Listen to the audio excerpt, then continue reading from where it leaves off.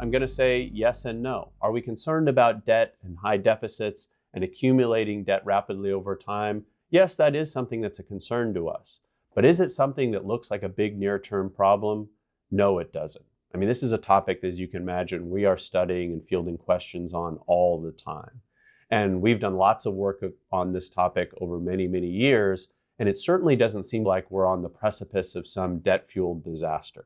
As you look at the amount of interest we're paying on our debt relative to the size of the economy, relative to tax receipts, it still looks quite manageable. You have to look not just at the absolute level of national debt, but scale that relative to the size of the economy. And although that number has risen over time, the US actually isn't a huge outlier relative to other countries in the world that have similar levels of debt to GDP. So would we like to see us start to rein in those deficits, to rein in some of those debt to GDP or just absolute debt levels?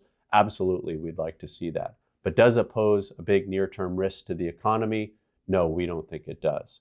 Could it become one at some point in the future? Absolutely. I wouldn't say that debt can never become a problem. We've seen at times in history that countries do run into the problem running too much debt with too big a deficits.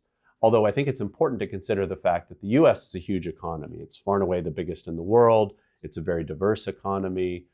We've got our own currency. We've run our own monetary policy. So in a lot of ways, you could argue the US can probably handle significantly higher debt levels and debt to GDP levels than other parts of the world can. But even there's a limit. But it doesn't appear to us right now like we're anywhere close to that limit. And so we'd love to start to see those deficit levels come down. We'd like to see those debt to GDP levels start to level off and maybe even come down a little bit. But we're not that concerned at all that this is a big near-term problem that's likely to cause economic reverberations here in the coming years.